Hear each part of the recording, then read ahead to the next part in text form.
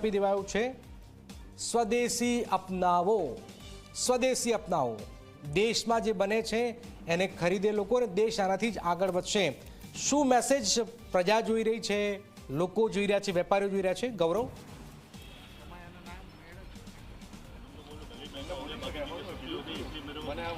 જનક, જે સ્વદેશી અપનાવવાની વાત છે એમાં એક સીધું લોજિક છે કે પોતાના દેશમાં ઉત્પાદન થાય અને પોતાના દેશના નાગરિકો તેની ખરીદી કરે તો જે રૂપિયાનું ચલણ છે તે રૂપિયો પોતાના દેશના અર્થતંત્રમાં ફરે તો તેનાથી સીધી રીતે આર્થિક ઉદ્ધાર થાય. અને જે રીતે પ્રધાનમંત્રીએ જાહેરાત કરી કે આવતીકાલથી જીએસટી બચતોત્સવ છે, જે જીએસટી રિફોર્મ્સ આવતીકાલથી લાગુ થવાના છે, તેના કારણે સામાન્ય જે ગ્રાહક કહેવાય તેને ઘણો મોટો ફાયદો થવાનો છે.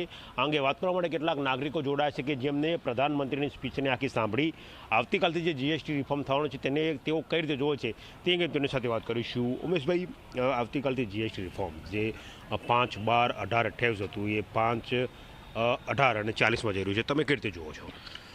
જીએસટી રિફોર્મ મારી દ્રષ્ટિએ સરકારનું ખૂબ જ આવકારદાયક પગલું છે. આનાથી મધ્યમ વર્ગના જેટલા પણ પરિવારો છે, જેટલા પણ કુટુંબો છે, એ લોકોને દર માસિક જે ખર્ચ થતા હતા ખૂબ જ ઘટાડો આવશે અને એના લીધે એ લોકો એમના બાળકો માટે, એમના પરિવાર માટે આ જે પહેલાં પૈસા ટેક્સમાં ચૂકવવામાં આવતા હતા એ પૈસા અત્યારે આપણી મહિલાઓ, બહેનો, દીકરીઓ એ બધા પૈસાની બચત કરી શકશે. આનાથી સ્વનિર્ભર, આત્મનિર્ભર ભારતનો એક ઉદ્દેશ્ય સાકાર થશે.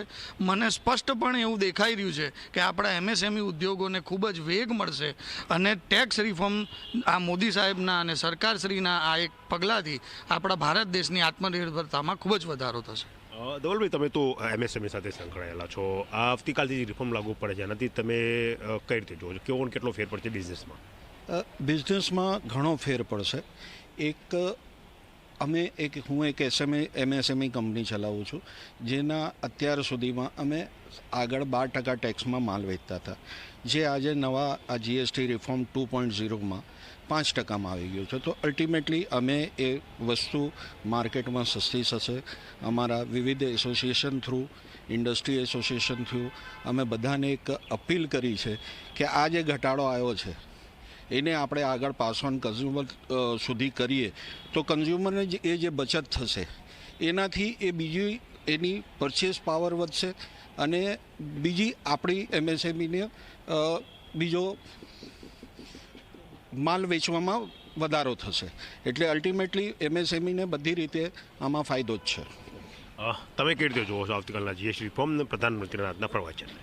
આપણા પ્રધાનમંત્રી સાહેબે જે જીએસટી આ જે ડિસિઝન લાવ્યા છે તે આમ જનતા માટે અને ખરી રીતે જોવા જઈએ તો સ્મોલ સ્કેલ બિઝનેસવાળા માટે, વેપારી વર્ગ માટે તે સારામાં સારું ડિસિઝન છે.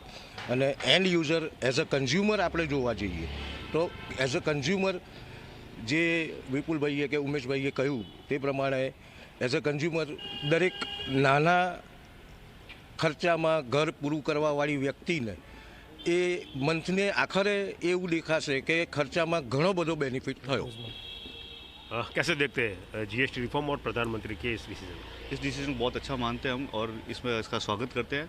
और दूसरी चीज़, इसमें मैं खुद मेडिकल प्रोफेशन से हूँ तो मैं इतने सालों से देख रहा हूँ कि 12% जो जीएसटी आने के बाद और ये 5% हुआ है, डे टू डे लाइफ में क्या कहते हैं इसका बहुत बड़ा इम्पैक्ट બિલકુલ બિલકુલ ખૂબ જ મહત્વપૂર્ણ જરૂરી છે. જીએસટીનો નવો દર લાગુ થવા જઈ રહ્યો છે. ગૌરવ, આપણી પાસે ફરીથી આવીશું, પણ મૂળ વાત છે કે આઝાદીના સમય આપણે યાદ હશે કે ગાંધી બાપુ અને અન્ય નેતાઓ જે મેસેજ આપ્યો હતો, સંદેશ આપ્યો હતો, સ્વદેશી અપનાવો, એનાથી આપણે ઊભા થઈ શકીએ છીએ. એમ આજે પ્રધાનમંત્રીએ પણ કહ્યું છે કે સ્વદેશી અપનાવો.